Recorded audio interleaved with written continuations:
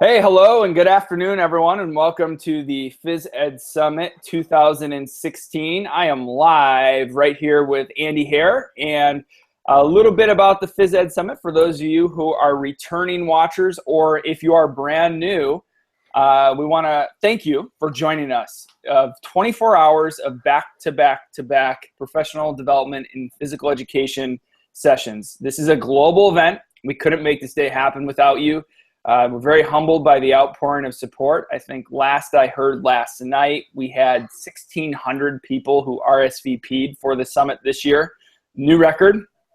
And by sharing with one person, you are able to impact hundreds of students. So thank you so much for being here to push best practices, effective health and physical education, and professional development forward. This is an amazing health and PE community. We're super stoked to be a part of it here at the Phys Ed Summit team and Physedagogy. Reminder that we are using technology. Sometimes things happen and technology is not always our friend. If for some reason the video feed stops, please check out the Tozzle for a new video link. It might take us a few minutes, but we will get it back up and started and rolling again. In the meantime, we thank you for being patient and practicing that. Also, we have gotten some comments today of participation in the Tozzle and the chat, not always refreshing or having problems. If you experience technical difficulties with the Tozzle, first try a refresh and then contact me as your moderator and I can help you work through any difficulties. After the summit, we will post the feedback survey. Actually, I think it already is posted. And we hope that you'll provide us with some feedback because that helps us improve the experience every year. And it also will allow you to get a PD certificate once you fill that out. I want to introduce our presenter today, Andy Hare from Geelong, Australia. Andy self-describes himself as an experimental educator because teaching and learning is an experiment sometimes, and we don't always know if it will work, and we adjust if it doesn't, and we continue to craft our practice if it does. Andy's session today on visualization techniques in phys ed, and he wants it to be a kind of an organic conversation, so we might go back and forth, and if you have questions, please ask them in the Tozzle, and when appropriate, I'll ask Andy those questions. But I may be interrupting him as we do that. We've made that decision, so we will not be saving questions till the end. So because we would rather have this be kind of a back and forth organic conversation. So I'm going to toss it over to Andy, and let's get started, bud. Thanks, Adam. Good morning, team. As Adam said, I am from Geelong, down here in Australia. Very, very excited to be here. This is my 5th time. How about that, Ad? Yeah. Is there a badge for that? Man, I got it. Colin set me up. So it just, goes back. It was something when I saw it for the very first time, I wanted to be involved. I wanted to be very passionate about advocating for PE and sharing my ideas, good or bad. Didn't care. I think the very first one, I was a little nervous about what I was going to present and whether it was right or wrong. But as I learned in this professional network, there's no wrong answers. There's just ideas, and the ideas are then morphed into creative activities and creative lessons and concepts that you bring back into your own room. So today I'm going to talk about visualization techniques. I'm going to start the slideshow very soon, but as Adam said, I do self-describe what I do as experimental education. So I have a lot of energy, and sometimes I'll actually think and act within the same minute, and some of it works and some of it doesn't. So certainly today, the journey I'm going to take you on is a journey that is live. It's a journey that started last year. It's a journey that's very personal as well, and it's a journey that is actually continuing right now. So on with the show. Now it's time to get technology working, hey? Yeah, right? It is our friend. It is our friend. All right. So here we are. Visualization techniques to better define learning. So as you can see down there, Adam just asked, did I get my badges? I got my badges. So we have thrown them up, and we are very delighted to have those. They gamify what we do.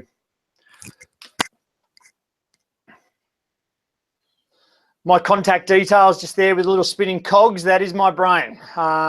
Some describe that as two little peanuts sitting in there, but there is a brain in there. At Mr. Hare Phys Ed, that's my Twitter, and obviously my website there, weebly.com. Okay.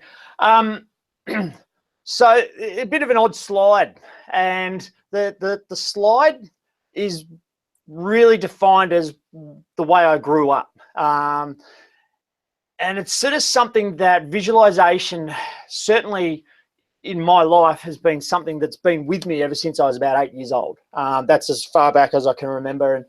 And I was often described growing up as having my head in the clouds, and ideas that were presented were often seen as wild and wacky. And, you know, as parents do, they try and keep a rein on you a little bit, because they don't want you sailing around the world when you're 10 years old, or riding down the steepest hill because you want to see how fast you can go on your push bike. You know, one of my big things I wanted to do when I was a kid was actually, you know, get to school in America. And I remember vividly, you know, talking to mum and dad about it, and you know, having that conversation, and having that reflection coming back, saying that, you know, your head is in the cloud. Well, that idea has actually become my best asset, because it allows me to disconnect from what is potentially handcuffing to what potentially I can do with the kids. And having the notion of always looking around, but looking down from above, and looking at what difference I can make, is the thing that I really love the most in education. So the head in the cloud picture is really significant, because it's sort of how sometimes I define myself. Where am I? Oh, there we go. I thought it was best to get on the same page here. So, you know, definition of visualization. Now, for those grammar heads that are out there, please bear with me. In Australia here, visualization has a S-A-T-I-O-N, but everywhere else in the world it has a Z. All right, so please don't get on Tozzle and start telling me I've got spelling mistakes in that word. There's going to be a mixture of both. But quite ideally, just to sum it up, it's the formation of mental visual images. It's the act or process of interpreting in visual terms or putting into visual form. There's no easier way to describe it, I think, and I was trying to find pictures that represented it, and there's countless amounts of Homer Simpsons out there where Homer would be sitting on the couch and he would be imagining himself. And there was actually one episode last night that I was trying to grab a GIF for it and put it in. I just thought it was a little bit inappropriate, but you know, Homer's standing there in the mirror ready to have a shave, and he's seeing the big muscly body, and he's doing the peck dance. And that is exactly what we're talking about today. It's being able to see yourself in a different form to get to that next level. I am a passionate athlete. I have been all my life. You know, from the moment I was able to walk, I ran. From the moment I was able to run, I always wanted to beat my brothers. And it was something that I remember back to this is going to show how old I am, but Ben Johnson and Carl Lewis, the '88 Seoul Olympics. And I remember that's quite vividly, in sitting down and being in such awe of what these athletes could do. And I mean, we all know what the result of it was, but the presence on TV that day really left a big mark on me. And what it did, it set me up to start training for myself as my role models. And when I'd go for a run, I'd be racing, and I wouldn't be racing myself, or I wouldn't be racing the person next to me. I'd be racing those who I admire, those that I've watched on TV. As I got older, I started to turn to triathlons, and as I started to turn to triathlons, I found that there was really only one goal that I wanted to do, and it was to complete the Ironman. And this is a picture of me at Ironman Melbourne. And the process, obviously, in Ironman triathlons is swimming, biking, and running, and a hell of a lot of it. But the fourth principle there is visualization, and seeing yourself being able to do it. This finish line picture was captured by a buddy, and he's standing up on top of a rubbish bin. But I've got to say, I ran down this once, and for the Ironman, the finish line is 200 meters long. And I got to that point, and all you could see was a finish line. And it was the most special moment of my entire life so far. But what I wanted to sort of make this connection with is that I may have only run on this once, but what I had actually done was I had been on this finish line up to 100 times, I reckon, in training. And I could see it, and I could see how I wanted it. And I knew that the Ironman was so special that it takes a hell of a lot of energy to even train for it. It takes a hell of a lot of energy to get to that start line. You're there pretty much all day. That day for me was an 11-hour day, but you only get to celebrate once down the finish line. And so I had to make sure I knew what I was going to be doing a long way out from what I was going to do, because I may never ever get there again. So the visualization process that I went through was really preparing for the final 200 meters, the final 1 minute, 1.5 minutes of an 11-hour day, because this was the one that was going to break me down. This was the one that was going to be special. This was the one that for me was the most important 200 meters of the entire race, because it took me from being a triathlete to an Ironman. And for me in life, that was very, very important to have that as a box to tick off. So, my process simply in my head was that I visualized that there was no one else around, that the crowd was mine, that I was the winner. And, as we celebrate great Ironman finishes and everyone gets around you, the fingers go up, the hands go to either side, celebrating your own victory down there. And as it was, I had the whole finish line to myself, except for those spectators crossing behind me. I had the announcers just talking to me, just calling my name, and I had the crowd all clapping on the fence. And so for me, it took away exactly how I wanted to prepare, how I wanted to actually see that race and finish that race was so special. So yeah, just making that connection with athletics will then give you depth as to who I am and why I am. This next bit, it's going to be a little bit confronting. So if I pause for a little bit, I'm just trying to gather myself. So earlier this year, a few of you may know that I really needed to practice what I preached. It was 4.5 months ago. I was coming home from a bike ride with a buddy, and I was hit quite hard by a car. I was hit at 60 kilometers per hour from the side, and it sent me flying through the air, and I hit my head on the ground quite hard. It knocked me out. I was out for about 45 minutes. I fractured my skull. I tore my eyelid apart. I tore a tendon off my spine. I ruptured tendons through my hands. And probably the worst injury of all was that I lost my memory, and I had quite bad amnesia for quite a while. This was the result of my face. It was 3 days after the accident. And in this photo, I guess I'm smiling, and I had to go back through my photos just to really connect with what I'm doing. But I believe that through the process of healing, straight away I was starting to connect with what was happening next. The ongoing rehab that I had to do was a little bit like 50 first dates, where each day I had to remember what had happened the day before to be able to move forward to that next level. But one of the things that helped me heal the most was actually processing and not letting the accident stop me in my tracks. I would come out as per usual. I would sit on the couch. I would close my eyes.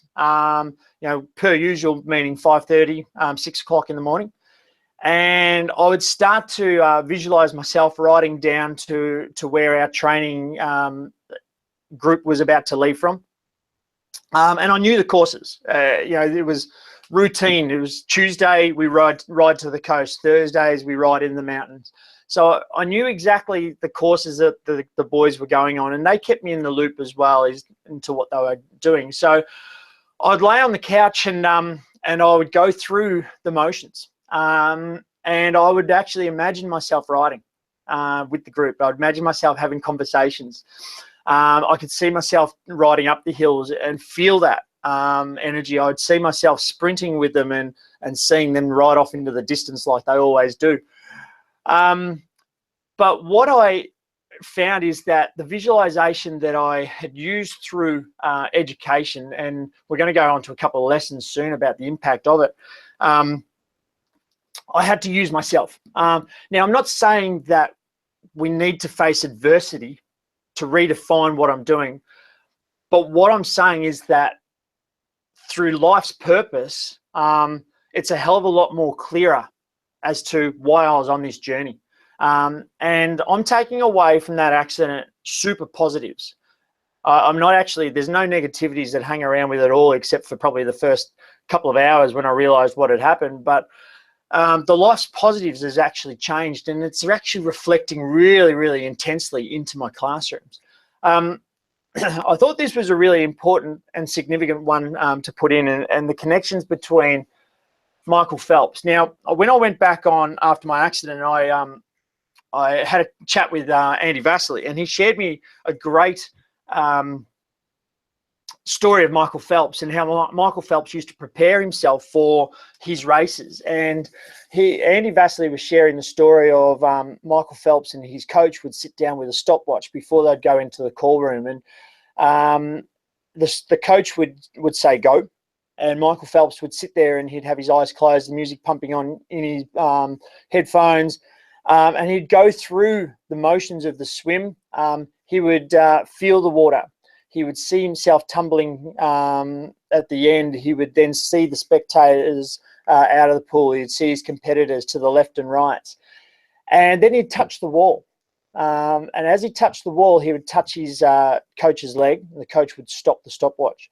And Andy shared with me the story that pretty much when Michael Phelps was in his peak, his visualization of those races would get within a second of his world records. And it was such well fine-tuned.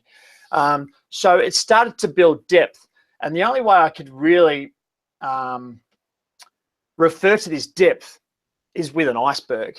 And I wanted to make the inference here that, up above, we see how things are really beautiful.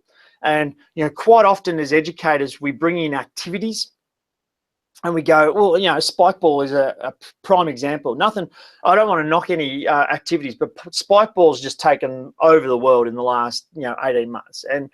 And it's an awesome activity, but it's an activity. And that's like the tip of the iceberg. When we actually dig down under and we start to explore the connections and build the depth, we actually have to, I guess we get to find what the treasures are. Now, if we just simply sit at the top of the iceberg and see it as it is, then we're not actually ever going to really be able to dig deep into why we're doing what we're doing. And what I always love to do is trying to visualize what lies beneath, to develop a plan to explore the depths. And that's pretty much how I'm sort of categorizing education at the moment, is that I've shied away from the idea of teaching activities, but I'm setting myself up under concepts. And visualization is one of those concepts, because the depth and the stems can actually fall out of that. Visualization, I refer to that as my umbrella, and underneath that, all my concepts fall and really just start to encapsulate what we do. This slide is really insane, you know, when we break it down. And I want you to hear me out here. So on the left with myself, that is how I see myself teaching.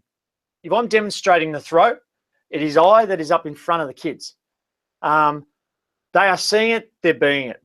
And that's okay. That's how we teach. That's how we demonstrate. But what we forget sometimes as educators is that inside the kid's head, they're not seeing me against a brick wall demonstrating a throw.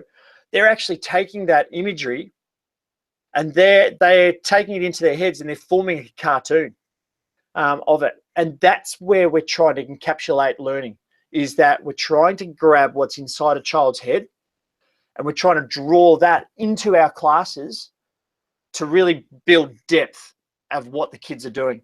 And if we can understand that cognitive pattern, then we've got the success to the whole idea of what the kids are visualizing when we're up the front. Where we're doing our song and dance and we've looked at our clock and we've gone, shit, I've been talking for way too long here. We've got to really appreciate what the kids are doing. 2 minutes talk, bang, and the kids have formed a cartoon. That is the digital print that we've left inside a child's head that they're going to then take and work with for the next 50 minutes. At times we need to provoke and poke the ideas to better upskill these kids and to foster that learning. But at the raw element of it, let's not see ourselves for what we look like in the gym. Let's see ourselves for how the kids are interpreting it in their heads. And I'm talking elementary here. I teach prep through to 6, which is kinder through to 6. And I'll build some depth to that soon. We've got a little bit of time up our sleeve this morning, and I know that I've got a few videos in here, and the reason why I've got a few videos is I've got to connect now with where I've been and now where I'm going.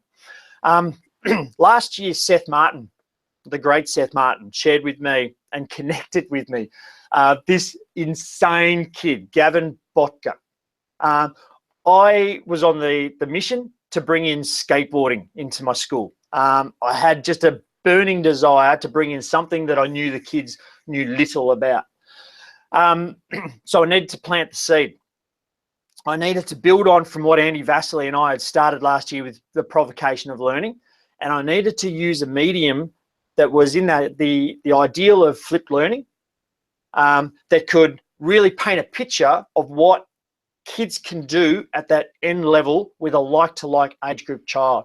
So I got in contact with Renee, who is Gavin's mum, and she shared with me this video. So I'm going to play it for you guys. I'm going to take my headphones out just so you can hear, but I want you to sit there and just be in awe of what this little tacker can do. It goes for about 3 minutes.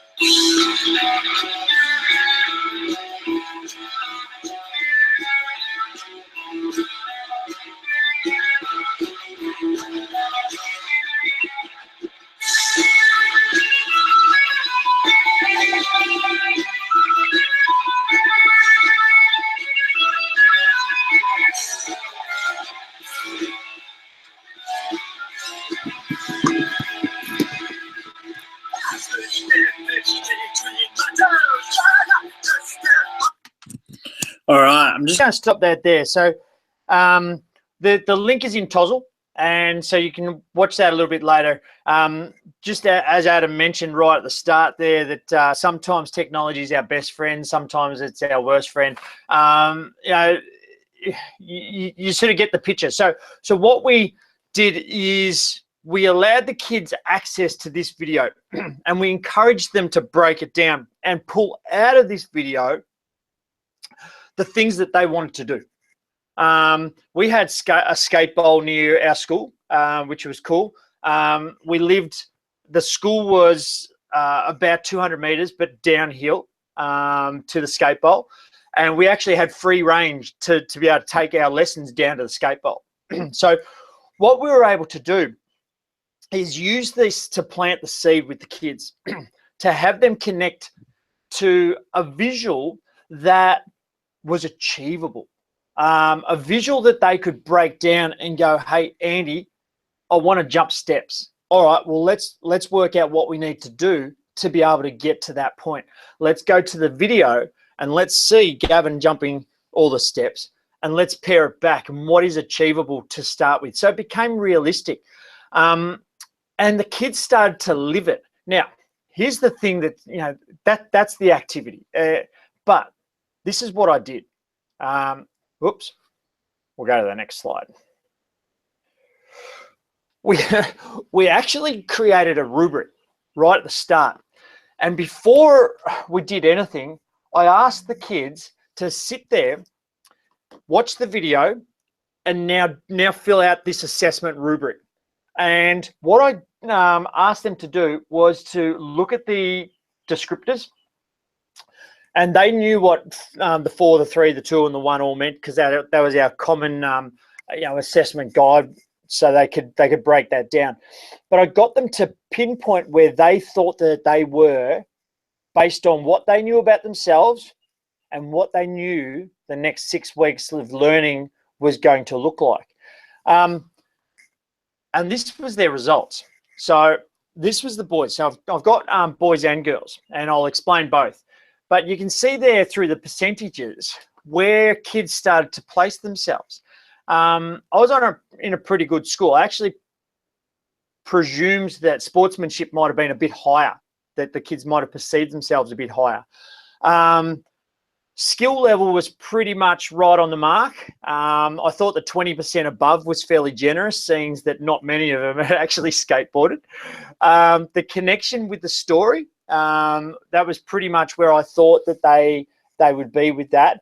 And the game sense connection about flowing forward and using skateboarding in other mediums, in other sports as well, was probably a little bit high in the above. And you know, don't get me wrong, but boys tend to rate themselves a bit higher when it comes to adventure sports like this, because but that's good, because they're actually seeing themselves in the light of Gavin Bodiger. And this was the result of the post-test. So the pre-test was themselves, the post-test was me. And I went in and I worked with them and started to build confidence. So the sportsmanship is where we sort of looked at the 70% mark, all above. The 25% was where they should be at level. The skill level, so as predicted, we had some kids that had prior learning, which was really important.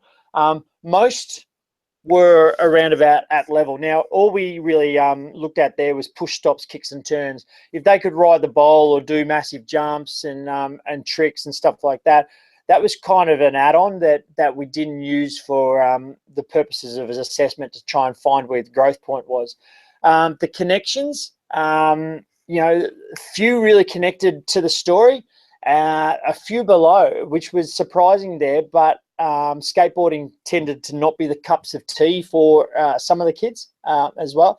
And the game sense connection, really, when we broke this down, we found that the kids were able to see skateboarding and scooter riding, but as standalones. They weren't able to connect it through to other sports with movement patterns and balance and stuff like that.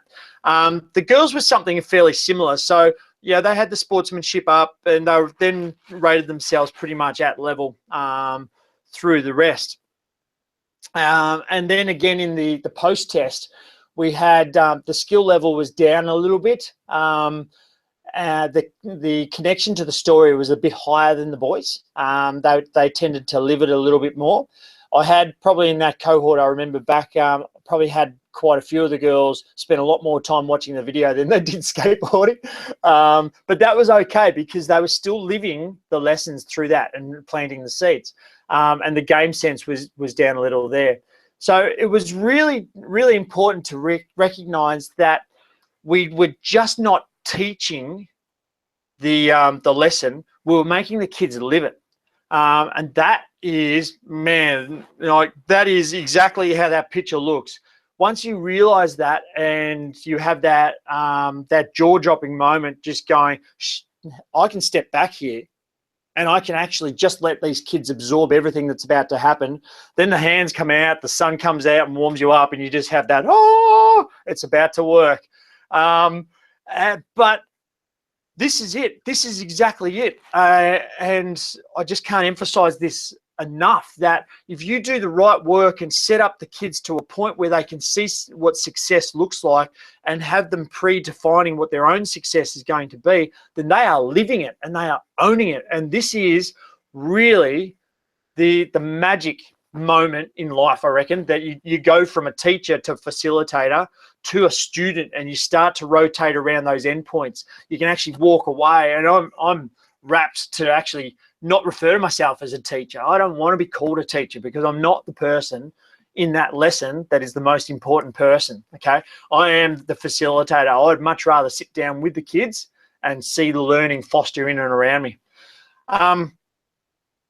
Hence the slide. So it's now moving on to where I am next, and living a journey right at the moment through an AFL, Australian Football League unit. So, the slide that I created here was the idea that I always preach about, that we learn through PE. We're not learning in it. We're not learning with it, not learning about it. We're learning through it. And I want the kids to tear that apart and just go inside and outside and actually just even disagree with me. And go, hey, but Andy, I reckon we should do it this way, or I reckon we should do this way. And that's where it really gets exciting, because it's not my lesson to live. I've had my lessons when I went through school. It's actually my lesson to be a part of, and to help kids connect with their own journey through it. This is a unit, again, and I'll play a little bit of this video when I come to it, but the unit itself was set up around, is it going to do it? Yes. Set up around a story. And it might be weird, guys, but what I've decided to do was to teach this unit by reading the kids a book, and only reading them a book. That I didn't want to teach the skill. I wanted the skill to evolve out of it. The whole essence was, it was an invasion game based around our Australian rules football. Now, let me give you a little background. I'm in a brand new school just for the next 6 months, and this school is 95% multicultural. And of the 600 kids there, probably 75% of them know nothing about Australian rules football. They don't have a team to support. They can't kick a football. They can't mark a football. You ask them to do a specky, they look at you as if to go, oh, what? Like you guys are probably looking at me now going, what on earth is a specky? So that'll evolve in the book. So I'm not going to tell you have to find it. But this was my lesson plan. And I had the lesson plan scripted in. You can have a bit look at this a little bit later. I'll tag this in as well into the tozzle. But it was all built around the big questions. So My big umbrella questions: how can I develop my sport by visualizing myself as a character in a book? Lesson 1, what is a goal? And that was part of the first chapter in the book. Lesson 2, what is meant by a kick and a specky in AFL?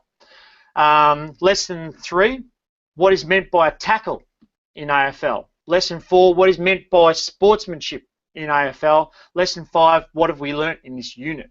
And the kids were asked to go, and I'll just go back to the presentation.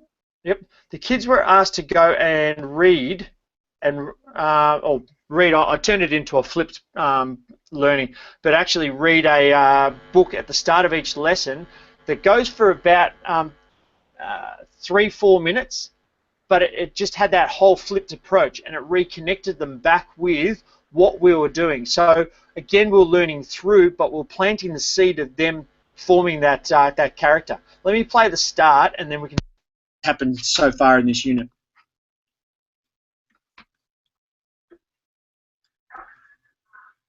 Why I Love Footy by Michael Wagner.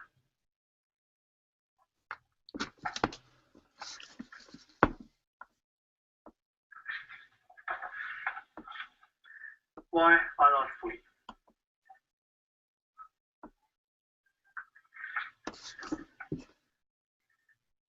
There are a bazillion reasons to love footy.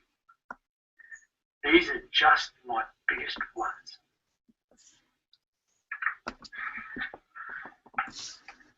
I love getting ready for the game. I put on my jumper, I grab my cap, Mum helps me with my scarf. Getting to the game is fun. We drive to the station and catch the train. Me, Mum, Dad, and my big sister stick close together. Everyone in the train is excited about the footy.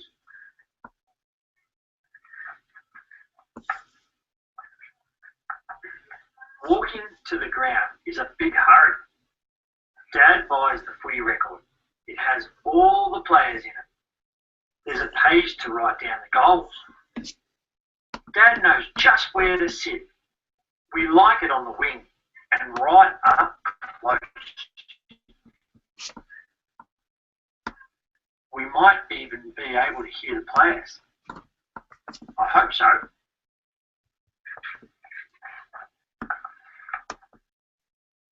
The mascots are funny, but our mascot is the funniest. When the banner is up, we sing our team song. I know all the words now.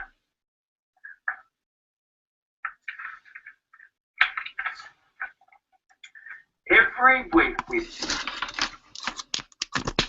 All right, I'm going to be a spoiler, and I'm going to let you look at that again a little bit later, just because there's so much content to it. Now, I want to make the connection that the grade I'm teaching this to is grade 3-4, so 9 and 10-year-olds, and the change has been really significant to the point where they're actually talking the story through with me. Again, I can't emphasize enough that the school I'm in every single class, there is probably 2 or 3 behavior problems. And this is a massive risk because all of a sudden you're going into a PE lesson where these kids need to run. These kids need that time to be able to burn that energy and go and go and go and go and go. But at the same time, as an educator, I've got to make that decision. Do I do activities to actually build a pleasant nature back in the classroom, or do I connect kids on a journey? And I've just decided, hey, you know what? Let's connect them on a journey. Let's give them that freedom for when the lesson starts to unpack, but let's build depth into their package already so they can move through life and actually reflect back and have that visual on what they've done and the journey that they've been on, which is going to create a better outcome for them, I believe. So far, this has been a lot of success. Now, the outcome will be that the last 2 lessons, they're actually going to go in and I'm going to line them up with a kindergarten class, a prep class. And they have to teach and read the book to the child, their buddy that they have, and then take a small group out and teach them a lesson. So we're actually flipping, that they'll use the story and then they'll teach others what they've learnt through their journey, which will then give me an understanding of how they've connected to the story and how they've been able to live it. The results are amazing so far, absolutely amazing. So certainly if you want to know more about that, get in contact with me, and I can even throw you in on a lesson through Google Hangout as well, a live lesson. So it comes back to this great slide where we are up the front, we are seeing ourselves as the demonstrators, but the kids are forming pictures inside their head. It makes a better connection now when we look at it a second time. They're forming that ideal of what it is that they need to do to be successful. They are painting the picture and starting to produce some mapping that is going to create an amazing outcome for them. And it's up to us to find out what that image in their head is actually looking like. I just wanted to make mention that inside that unit, I'm lucky I'm in a one-to-one iPad school as well. So we sort of give the kids an options to use the iPads, ICT, any way they like to capture their learning. We ask them to record at least some part of each lesson to answer the question that we've asked. So if they are talking about speckies, now I will let you in on a secret. A specky is a mark that both feet have to be off the ground. Now the best speckies are often ones where you'll see the AFL players jumping on top of other AFL players on their backs or on their shoulders to get elevated off the ground. So one of the questions being a specky, the kids have got to show how they can do a specky, and we've got crash mats that the kids jump over, and some of them will jump on each other, but others are not as equipped, and they'll end up in a bit of trouble. So all those things help the kids define to show, and then they upload to Seesaw to show that evidence. At the end of each lesson, I do this. These are my gallery walks. So important, the gallery walks. How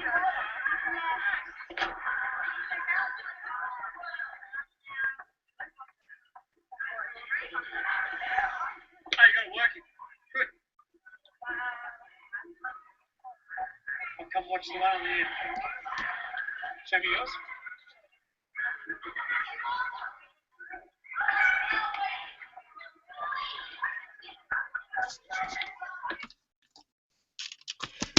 So the gallery walks are something that I developed this year, and I had to bring in, actually I had to unpack what a gallery in a museum looked like, because not a lot of the kids have been to one. And so it just allowed the kids to again see like for like, you know, their age group, their students, their mates, showing and showcasing what they've done. Creates the visual. All right, well, where to next?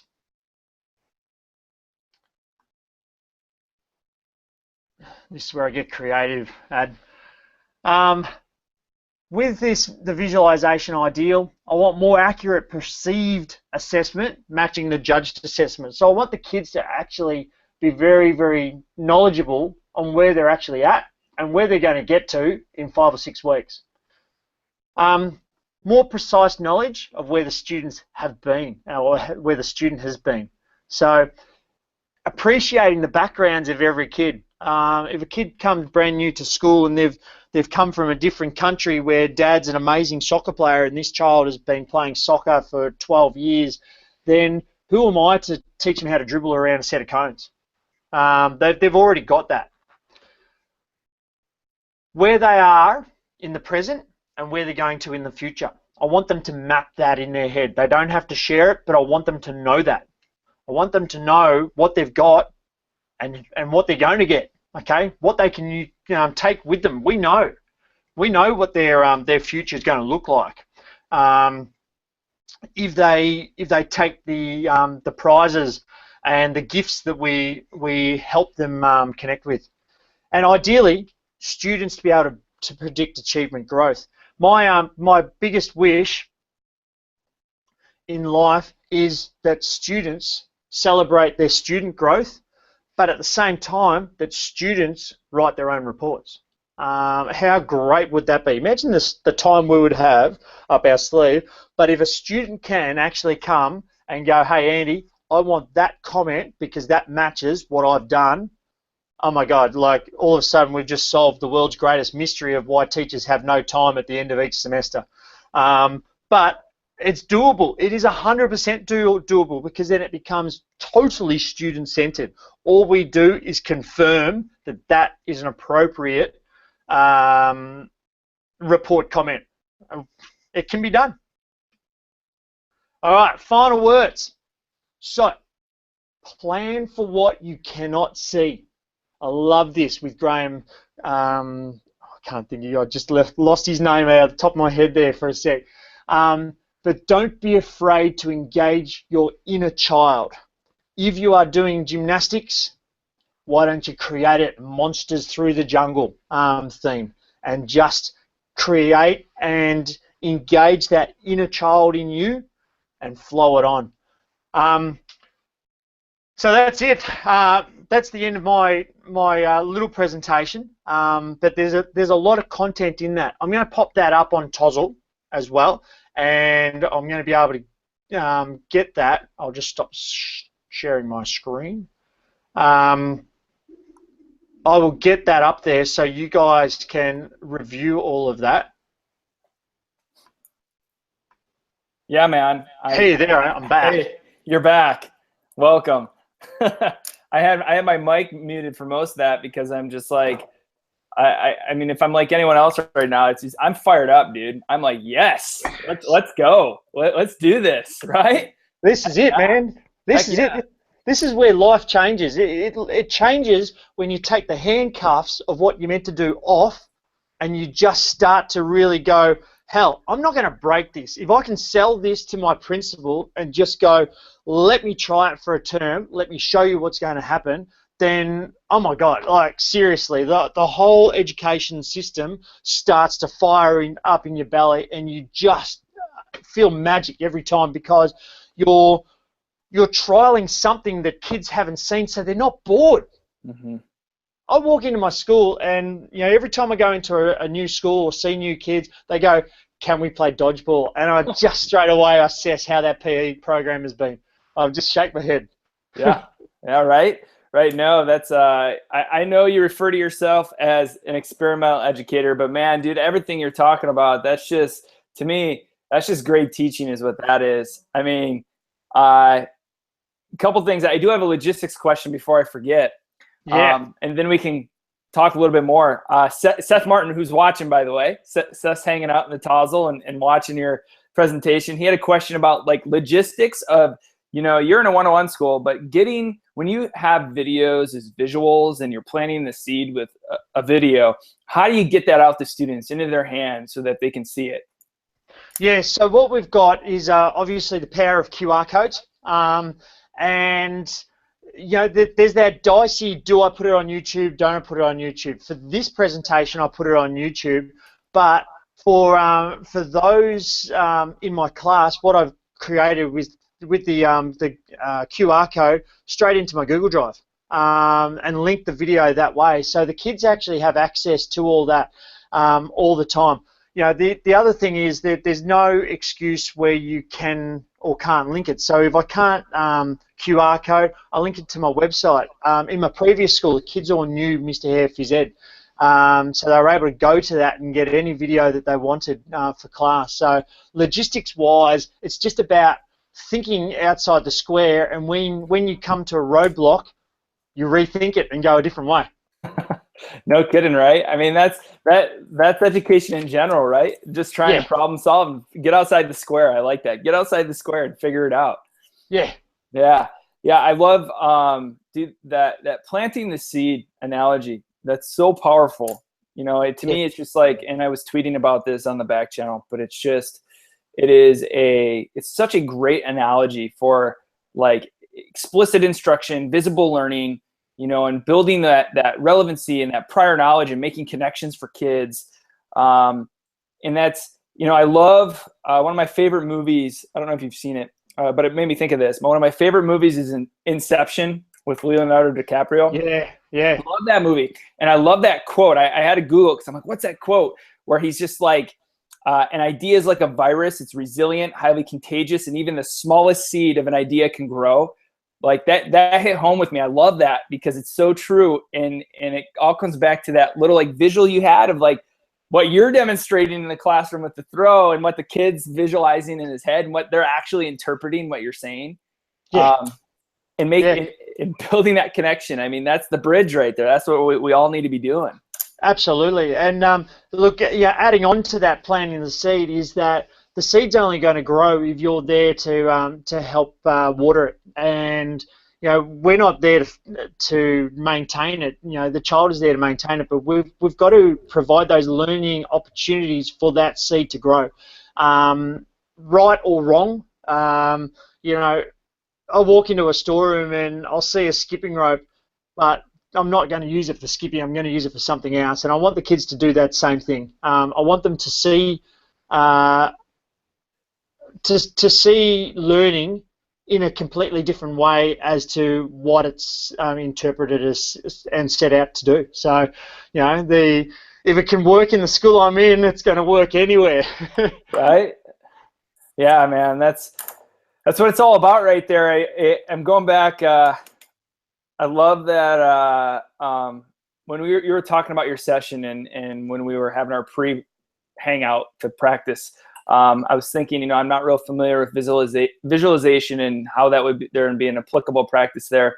And then I saw your first slide, one of your first ones with your head in the clouds, that funny slide, which, by the way, that you should have that as like your profile picture, that little head in the clouds. It made me think back to like when I was a kid.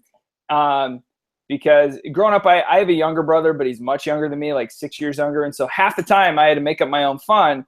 And so like I can remember in the driveway as a kid going outside for hours and hours. And whether it was throwing a baseball into the fence, which wrecked the fence, or whether it was playing basketball in my driveway by myself, I would, or even going out in our backyard and strapping on this pair of shoulder pads and a toy Halloween helmet and throwing passes to myself.